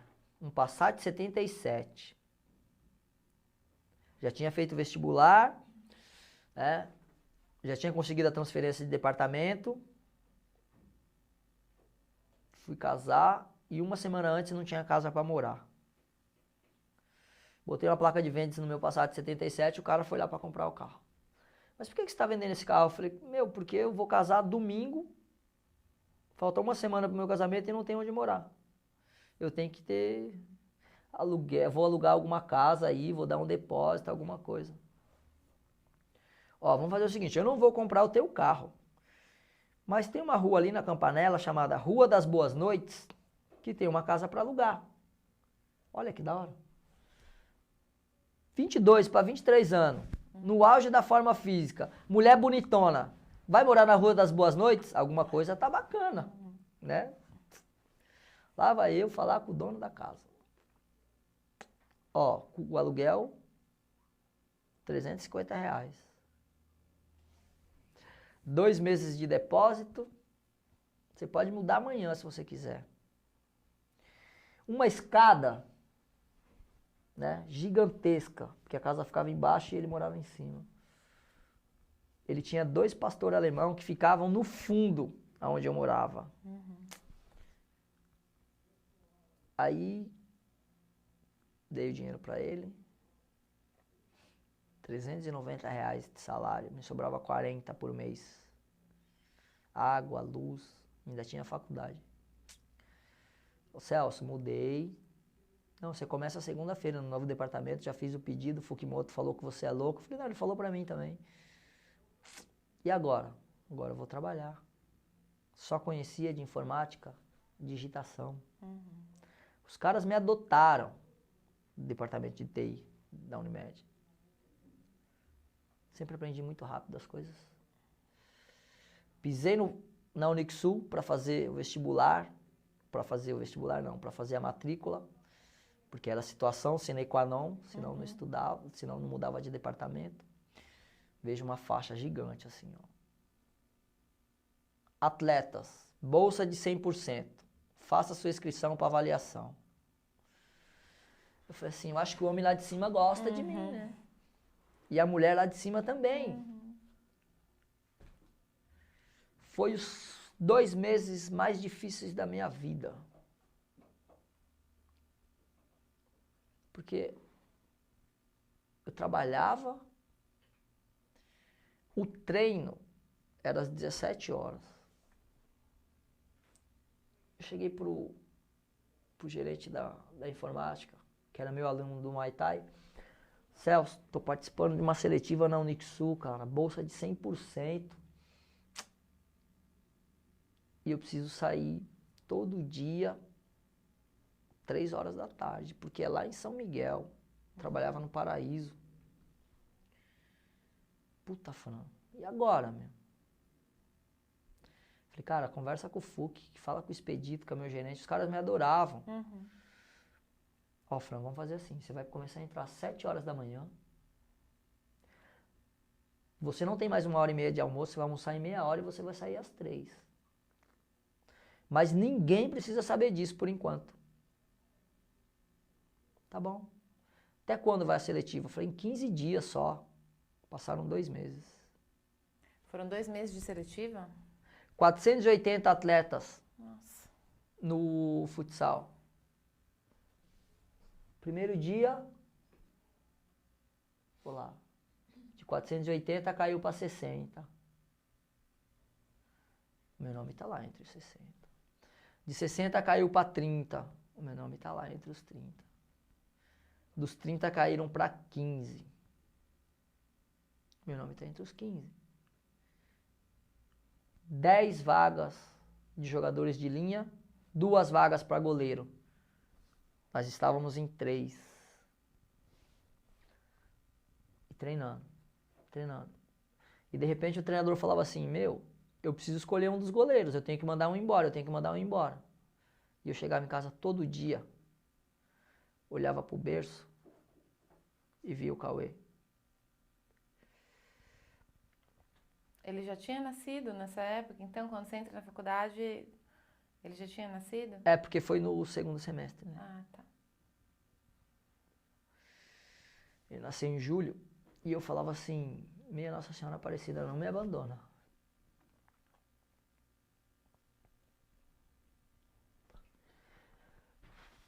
Eu olhava pro meu filho assim e eu falava assim, eu não sou mais responsável por mim. Eu olhava pra minha esposa e falava assim, eu tirei a menina de dentro da casa dela, onde ela tinha todo o conforto da família, a ajuda dos irmãos.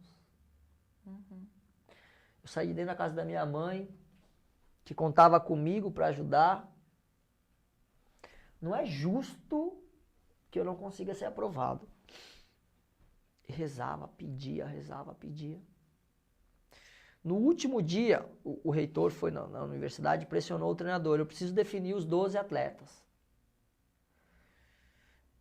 Aí o treinador falou assim, eu nunca vi um goleiro tão maluco igual você, Vai lá e assina o contrato. Nossa, mas sabe quando parece que sai 500 quilos das suas costas? E a primeira coisa que eu fiz foi dar a notícia pra minha mãe e pra minha avó, que tava rezando, fazendo promessa pra todos os santos. Só que eu tinha um problema, eu trabalhava, né? Cheguei no meu coordenador Celso, fui aprovado, cara. E agora? Tenho que treinar todos os dias. Onde é o centro de treinamento, Fran? Na Unixul, São Miguel, só que já sentido Itaim. Eu tenho que estar lá às 5 horas da tarde, todos os dias para treinar. O treino acaba às 19 e eu tenho que estar na faculdade às 19h30. Era muito puxado. Foi na época que eu dormia 2h30 da minha vida. Por quê? O Celso chamou o departamento, os caras falaram assim, ó, a partir de hoje o Fran vai entrar a tal hora e vai sair tal hora, porque a nossa empresa não dá bolsa. E como ele é um atleta e conseguiu essa bolsa, a gente tem que ajudar. Os caras compraram briga com o diretor por minha causa. Celso Ricardo e Fukimoto.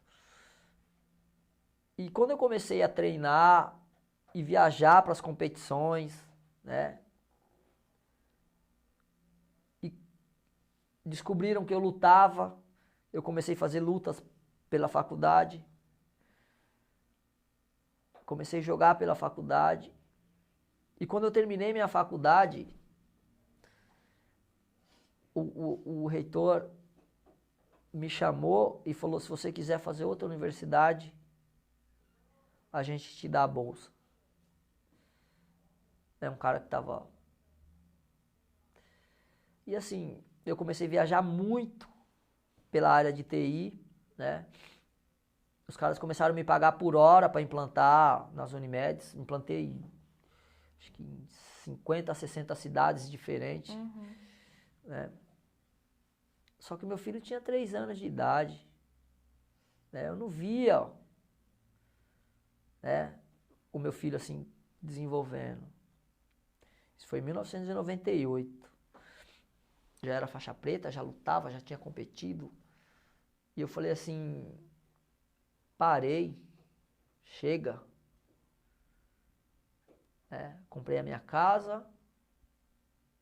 Você já tinha comprado a sua casa antes de sair do time, é isso? Não. Não? Foi logo depois. Você terminou a faculdade, então, e não continuou No esporte? Na faculdade, não, na faculdade. Não, não continuei porque eu me formei na área de informática, na área de TI. E falei assim, eu não vi o meu filho crescer, tá com 3 anos de idade, uma vida de louco. Porque eu treinava o futsal, treinava as competições, que eu lutava no kickbox, lutava no muay thai, lutava no taekwondo, lutava no low kick, né, lutava o boxe propriamente dito. Era muita coisa. Então, assim, o corpo já não aguentava mais, né? 26, 27 anos de idade, achava que estava na hora de parar. 1998. Aí eu falei, vou montar um time de futebol para reunir os meus amigos, para brincar de vez em quando. Aí foi aonde nasceu o Cauê Futsal. Vou dar o nome do meu filho. Um moleque alegre, bonito pra caramba, eu tenho que homenagear o meu filho. Do time de futebol, nasceu a Associação Esportiva e Cultural Cauê. Eu não parei de jogar em 98, joguei até 2008, competi durante mais 10 anos. Fran, posso pedir pra você desligar seu celular? Pode. Gentileza, porque ele tá, eu não sei se tá... Não pega? Ah, então a gente pode continuar. Então, assim, competi por mais 10 anos, né? Até 2008. Fui campeão paulista, campeão metropolitano, campeão da Taça Cidade de São Paulo, campeão paulista universitário. Você competia por que time? Rodei. Joguei em Mogi, joguei em Suzano, joguei no Internacional, né? Joguei no Cabral, que foi onde eu comecei, aos 16. Depois peguei seleção paulista, peguei seleção brasileira da bola pesada, da Fifusa. Lutei campeonato paulista, campeonato brasileiro, né? E Fran, você, enfim, tem uma vida toda de esportes, né? Em muitos esportes. Sim. E você costuma acompanhar Olimpíadas? Sim. Sim. Choro. Quais são as modalidades que você mais gosta nas Olimpíadas? Normalmente o que você mais acompanha? Hoje em dia, o atletismo. Até por conta do projeto, né? E tem alguém, assim, do atletismo, um atleta que você goste mais ou acompanhe mais? Haile Gebrselassie, um etíope. E por quê? Um dia eu fui pesquisar a história do Haile, e eu descobri que ele, quando era garoto, seus 6, 7, 8 anos de idade, ele lá no país dele, tem um filme que retrata a história dele, ele ficava sentado assim, num chão de terra batida, que era a minha visão que eu tinha da minha época, quando nós estávamos no Nordeste, assim, casa, né, de barro, cobertura de palha, e ele ficava em torno, assim, com aquele monte de irmãos, e a mãe dele raspando mandioca e fazendo aquela papa de mandioca para eles comerem. Isso ele aos 6, 7, 8 anos de idade. E na trajetória do filme mostra ele percorrendo 6 milhas, né, para ir até a escola, com o caderno debaixo do braço, descalço, correndo. Chegava lá atrasado, o professor, ele já chegava atrasado, já abria a mão, o professor pegava uma vara e batia na mão dele. Ele sentava e ia estudar. Voltava correndo. Quando chegava em casa, ia buscar água com a mãe nos potes de barro, mais 7, 8 milhas. Um dia ele está indo com a mãe dele buscar água, a mãe dele passa mal e morre no meio do canavial. E com o passar do tempo, o Haile foi, ou é até hoje, o recordista dos 10 mil metros da Olimpíada. O cara que segurou durante não sei quantos anos o recorde da maratona. E que hoje vai lá no país dele e faz um monte de ações sociais com crianças que, como ele, a única coisa que tinha era sonhos. Então é a história de um atleta que, assim, toda vez que eu vejo, eu me emociono. Tem praticamente a mesma idade que eu, tem mais de 40 anos, que ainda consegue correr uma prova de 21 quilômetros abaixo de 1 hora. Né? E que continua sendo exemplo de superação no mundo inteiro.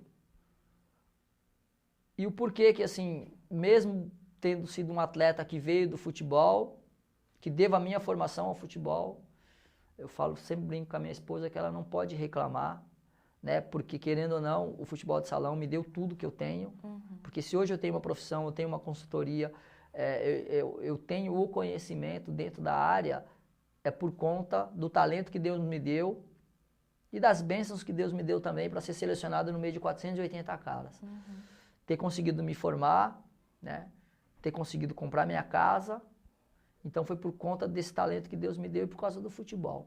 Mesmo com tudo que o futebol fez de transformação na minha vida, hoje eu posso falar para você que eu sou um cara frustrado com o futebol e sou um cara que planta sonhos numa pista de asfalto que nasceu de um time de futebol que eu quis homenagear ao meu filho e que hoje é uma entidade que já atendeu, sei lá, indiretamente aí, muito mais de que, sei lá, 5 mil pessoas nos 15 anos de projeto, 16 anos de projeto. Qual que é o trabalho da associação? Então, a menina dos olhos da associação, do projeto, é uma pista de atletismo que eu pintei no asfalto. Ela tem 5 raias, 200 metros, né, onde tem revelado os garotos que são promessa para a Olimpíada em 2016. Né, nós temos meninos lá, o Rafael, que é o meu filho branco, que era um menino que começou comigo aos 12 anos de idade. Era o patinho feio da comunidade, né, o menino que usava um óculos fundo de garrafa e que hoje é uma referência a nível nacional. Qual que é o sobrenome dele? Rafael Soares Santeramo, o galego. Né? O galego, assim, ele saía para competir, o galego tem 7 títulos brasileiros. Ele saía para competir, ele chegava no hotel e ele me ligava.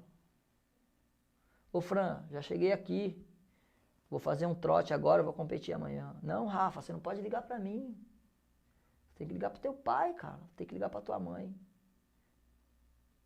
Aí você escuta de um menino assim, mas meu pai parece que não liga. Minha mãe parece que não liga. Quem me colocou aqui foi você. Um dia, eu tô dando treino na pista de atletismo para as crianças, o Rafael, aos 12 anos, está sentado na calçada. Vamos treinar. Ah, não quero, não gosto. Como não gosto? Como você pode falar de uma coisa que você nunca experimentou? Ah, não. Deixa eu te contar um segredo. Você está vendo esse cara aqui, ó? É o único inimigo que você tem dentro do atletismo. É contra ele que você tem que brigar todos os dias. Você não quer treinar porque você é o patinho feio na escola. Você é o cara que todo mundo tira onda aqui na comunidade. Alemãozinho esquisito, magrelinho, tudo cheio de espinha. Vamos treinar comigo. Que hora você vai treinar amanhã? 6 horas eu vou pro parque. 5h30 o Rafael estava tocando a campainha na minha casa. Primeiro mês, segundo mês, terceiro mês eu já não conseguia acompanhá-lo mais. A minha esposa falava assim, o Chatonildo tá tocando a campainha. Caramba, meu, você marca com o menino 6 horas, ele vem 5h30. Eu não posso reclamar. Quem colocou ele nessa vida? Quem incentivou? Quem que convidou para vir? Sou eu. Era ânimo, né? Como que eu posso criticar o menino que ele tá tocando a campainha às 5h30 da manhã? Claro. Vamos treinar. Passou 6 meses, 8 meses, o Rafael começou a ganhar tudo quanto era prova que ia, na categoria dele. As outras crianças do projeto, quando ele chegava a fazer o coro, ih, ferrou, o galego chegou. Ganhamos uma prova na aclimação, fomos selecionados para conhecer o Esporte Clube Pinheiros, a elite do atletismo brasileiro. Cheguei no Pinheiros com aquele monte de criança da periferia, em 2 vans que o Pinheiros mandou buscar. A diretora do Pinheiros falou assim, poxa, Fran, queria te parabenizar pelo seu trabalho, você vai ser o meu descobridor de talentos na periferia. Eu não conheço a garotada, a gente tem problemas aqui com o clube, sabe? Vem gente de tudo quanto é lugar. Quando você tiver um atleta bom, traz aqui pra mim, pra gente fazer uma avaliação. Foi por isso não, já tem esse aqui. 15 anos de idade. Todo estranho, alemãozinho. Magrela, cela, todo esquisito. Eu levo ele ali pra falar com o Cláudio Castilho, técnico da Adriana, campeã pan-americana. Atleta olímpica. Treinador do José Teles, atleta olímpico. Gladson, 7, 8 títulos do Troféu Brasil. Professor, trouxe esse rapaz aqui para ele fazer uma avaliação com o senhor.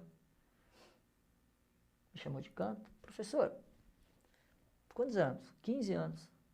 Meio esquisitinho. Rosto tudo cheio de espinha. Já passou da fase de desenvolvimento, transição. Prepara ele. Quando ele estiver pronto, você me avisa. Só que o alemão ouviu. Tirou o agasalho, tirou o short e falou, já estou preparado. Aí ele olhou assim, tinha uns garotos fazendo aquecimento, falou, vai lá e faz 2 tiros de 200 metros com aqueles caras ali. E 2 de 400. Ele fez o tiro de 200. Na pista do Pinheiros. Fez o primeiro tiro de 400, o cara já falou para ele assim, não precisa fazer o segundo. Vem aqui, começa a treinar, vamos ver o que dá. 6 meses depois, 3 meses depois, o alemão ganhou o estadual. 6 meses depois, o galego ganhou o brasileiro. Campeão estadual, credenciado para disputar o brasileiro. Fortaleza. Nunca tinha andado de avião. Chegamos lá antes dele viajar. Reuni todas as crianças do projeto. Cada um fez uma cartinha. Desejando boa sorte pro galego. Sucesso. Primeiro brasileiro. Né? Vai andar de avião. O menininho que era o patinho feio da comunidade. Fiz um texto, escrevi, peguei a menina do projeto, dei todas as cartinhas na mão dela, falei, Jennifer, faz como se fosse um livro pra gente entregar pro Rafael. Chega o Rafa, falei, Rafa, vem aqui que nós vamos desejar boa sorte pra você. Reuni todas as crianças, sentei todo mundo assim, fiquei de pé, chamei ele, abracei e comecei a ler o texto que eu tinha escrito pra ele. Entreguei na mão dele e falei assim, ó Rafa, você vai correr domingo por cada uma dessas crianças que está aqui, aonde você começou. Você não vai correr por você. O seu combustível está aqui, ó. Sabe, um menino que era o patinho feio, que não tinha apoio,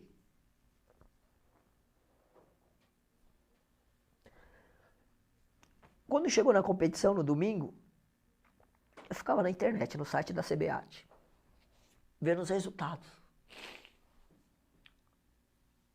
E de repente, sai o resultado lá. Rafael Soares, segundo colocado. Puta, comecei a brincar, fazer festa, gritar. Pô, o galego é vice-campeão brasileiro. Aí, eu ligo pro professor Cláudio Castilho para agradecer. Cláudio, tô te ligando para agradecer a confiança que você depositou no menino. Né? Obrigado, cara, pela oportunidade de poder fazer o garoto tá numa competição desse nível e tal. Pô, Fran, eu que agradeço, cara. O que a gente admira nesse atleta que você mandou é que ele não respeita ninguém, meu.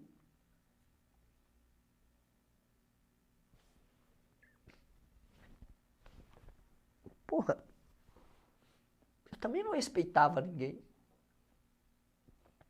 Eu acho que ele aprendeu. Foi formado por você, né? Falei, pô, obrigado, o menino é vice-campeão. Não, professor. Como vice-campeão? O menino é campeão. O primeiro era chileno, um convidado que foi só para participar da prova para puxar. Ele não conta, o campeão brasileiro é o Rafael. Incrível,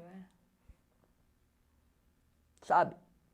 Peguei todas as crianças do projeto, mais de 100 crianças. Mandei fazer uma faixa gigante assim. Parabéns, Galego. Orgulho da EC Cauê e de Itaquera.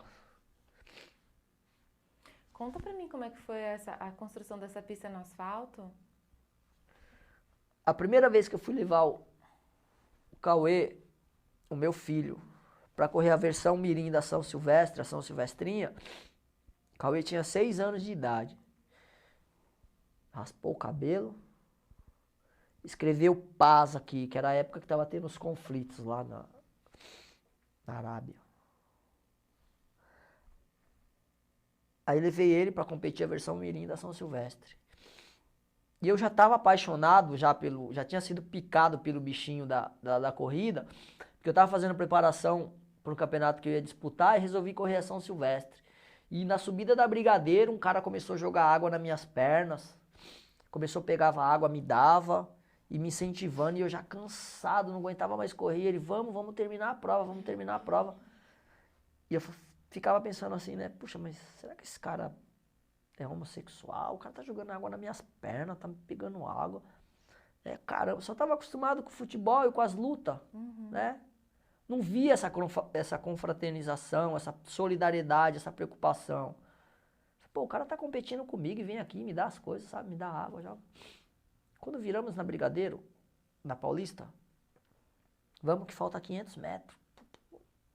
Terminando a linha de chegada, cruzamos a linha de chegada, ele me deu um abraço e falou, cara, você corre muito. Parabéns, isso fazem 13 anos. Aos 6 anos eu levei meu filho para correr a versão mirim da São Silvestre. São Silvestrinha.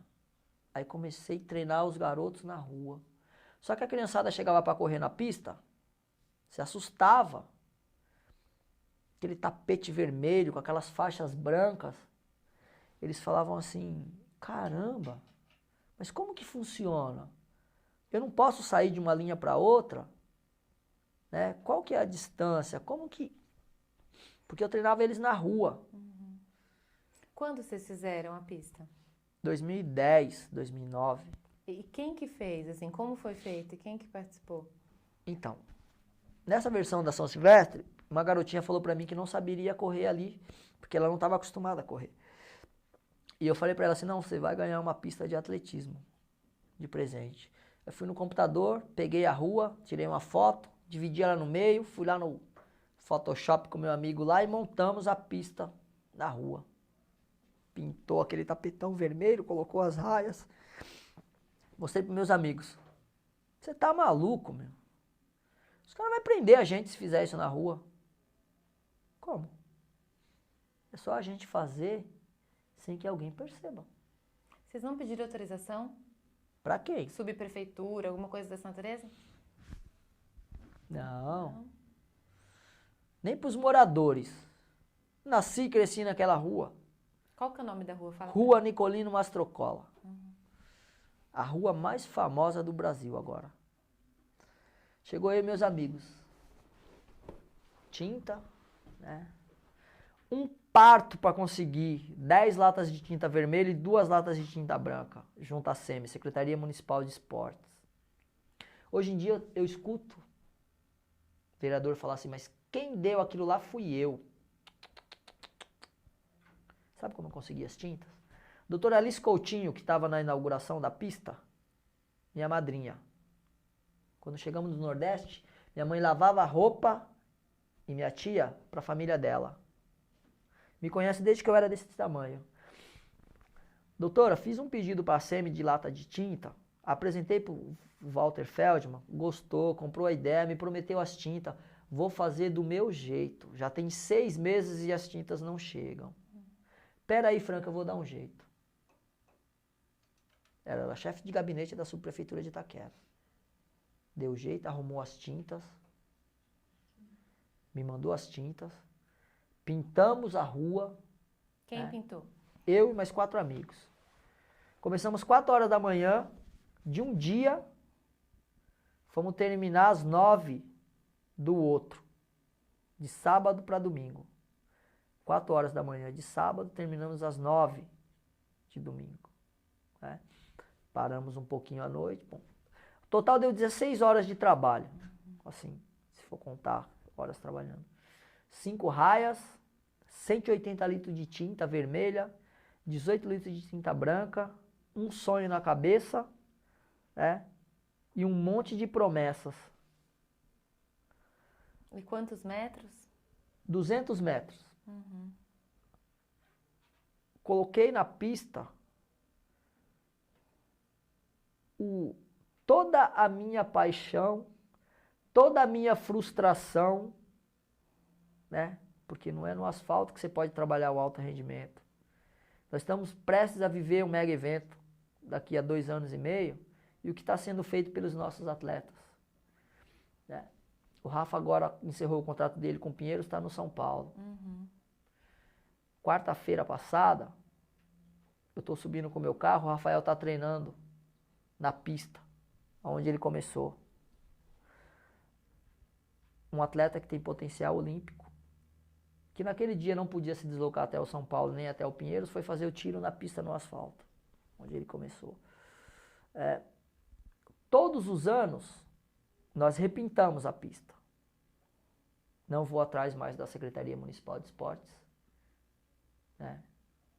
Por quê?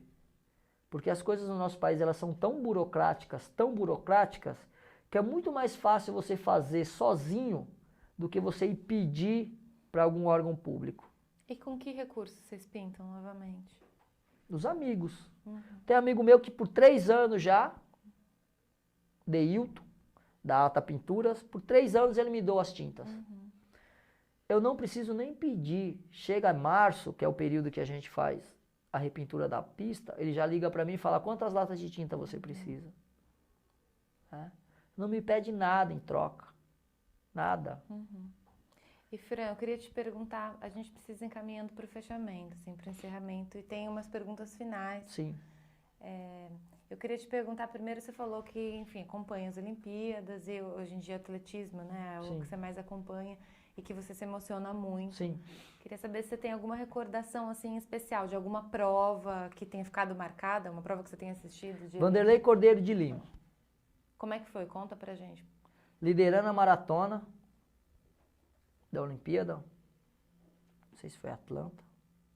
Você lembra o ano, não? Não tem problema, você não lembra. Não sei se é 2008. Uhum. Mas assim, tá liderando a maratona, que é uma prova duríssima, 42 km, 195 metros, né? E de repente me sai o padre do meio da multidão e agarra o Vanderlei. Né? E segura ele. E o desespero do Vanderlei para tentar se soltar para poder continuar correndo. Só que assim, a maratona é uma prova duríssima. É uma prova que exige do mental demais. E de repente a pessoa está liderando uma maratona olímpica. De repente a pessoa agarrada, né? E ela perde toda a sua concentração. E o Vanderlei consegue terminar a maratona em 3º colocado.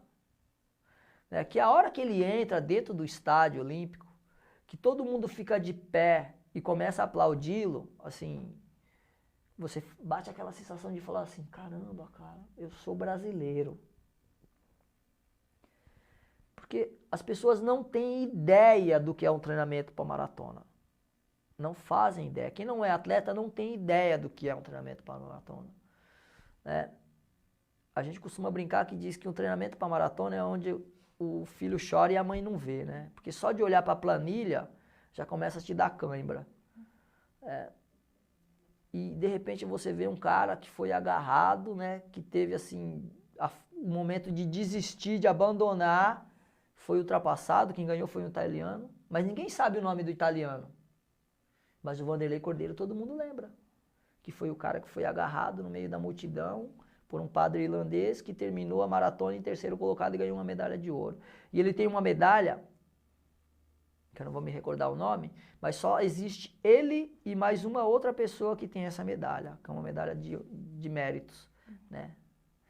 Então, assim, ele tem uma medalha que só tem ele e mais uma pessoa no mundo que tem. E conversando com o Vanderlei, numa determinada ocasião, num evento onde nós estávamos, e eu perguntava para ele, puxa, Vanderlei, deve ter sido muito frustrante para você. Quantas vezes você pensou em desistir, cara? Porque você estava terminando a prova, faltava pouco para terminar a prova, você liderando a prova, a chance de ganhar uma medalha de ouro, e de repente, cara, você ser agarrado. Ele, sabe o que ele falou para mim? Eu não tenho raiva, Fran. Sabe? Para mim, ganhar a medalha de bronze na Olimpíada foi tão importante ou mais importante do que se eu tivesse ganhado a medalha de ouro. Né? Pelo reconhecimento das pessoas, pela vontade e a determinação de fazer a parte dele e terminar o objetivo e representar o país dele e ver a bandeira do Brasil tremulando, né?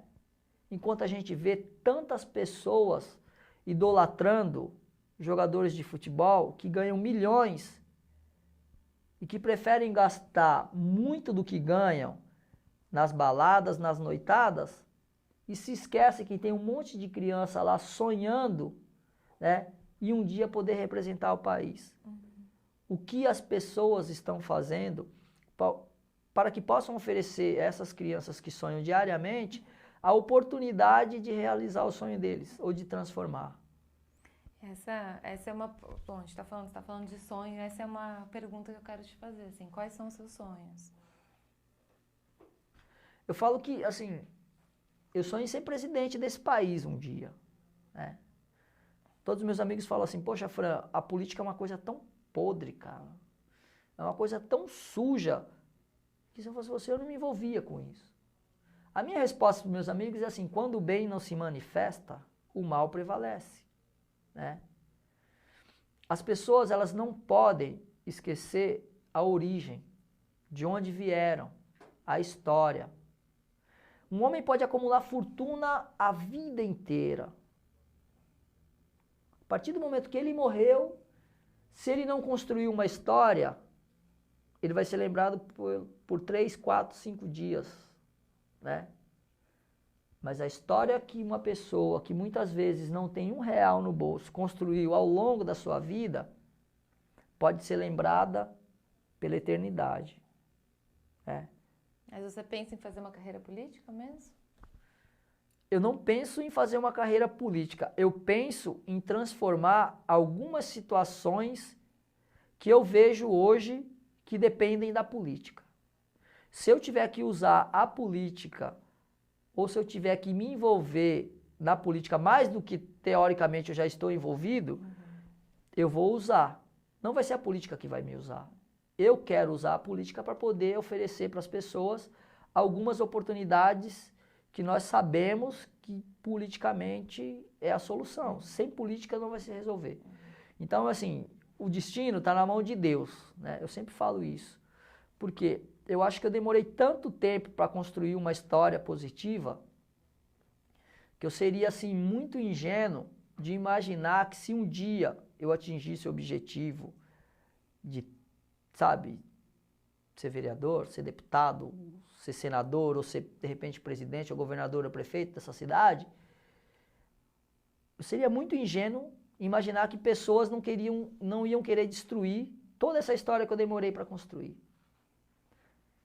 Mas se você for verdadeiro, se você sonhar, se você for acreditar, e se você não esquecer da sua história, não há ninguém que possa destruir a sua vida, ou a história que você construiu, né? Nós temos tantas pessoas boas que usaram da política para ajudar outras. Perdemos agora um dos últimos, né? Você já faz um trabalho que ajuda as pessoas, né? É. Você precisa só ampliar isso, né? O maior exemplo que eu recebi de uma pessoa, eu comentei a semana passada, que ficou quase 3 décadas presa que quando saiu da prisão, não saiu com ódio no coração, não saiu com vontade de se vingar das pessoas que o maltrataram, que o julgaram, né? Que desacreditaram da força que ele tinha, chama-se Nelson Mandela. Esse foi um dos poucos, se não foi o último, dessa geração de sonhadores e de pessoas que usaram o coração, que usaram a inteligência, que usaram, inclusive, a política para transformar, né, o que eles acreditavam, os sonhos em realidade. É assim, é injusto? É injusto. Mas são pessoas que, ou bem ou mal, né, tiveram que abrir mão de muitas coisas para poder lutar pelo que eles acreditaram. Claro. E Fran, eu vou para a última questão, só queria perguntar para a Joyce antes se ela quer perguntar alguma coisa que tenha ficado... Não? Nada? Já chorou aí? Tava chorando. Então vou para a última pergunta, que é como foi contar a sua história? Assim, como foi essa experiência aqui? O que você achou? O que você sentiu? Então, assim, vocês me proporcionaram uma coisa que, assim, todas as vezes que eu toco nesse assunto, eu renovo a minha vontade de continuar lutando, né?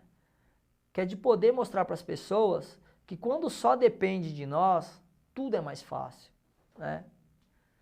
Eu costumo dizer assim, jamais tenha vergonha ou medo de contar a alguém os seus sonhos. Por mais malucos que eles sejam. No começo você pode até sonhar sozinho, mas com o passar dos anos, outras pessoas vão começar a sonhar junto com você e vão te ajudar a transformá-los em realidade.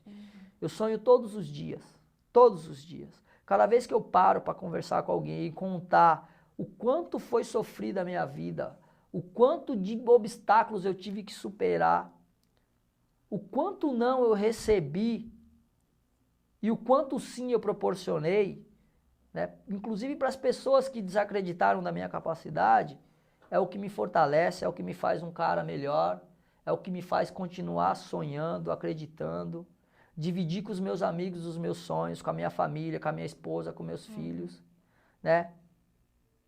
Eu brinco que eu estava morto, estava morrendo, estava agonizando, estava na UTI. Por quê? Porque o meu filho, o Cauê, que é o que eu sonhava que ia dar continuidade aos meus projetos, ele está tomando o rumo dele, ele está acreditando nas coisas dele, ele está seguindo o caminho dele. E comecei a ficar fraco, e comecei a ficar na UTI, começaram a colocar balão de oxigênio na minha boca. Aí Deus vem e me dá de presente o Luca, né?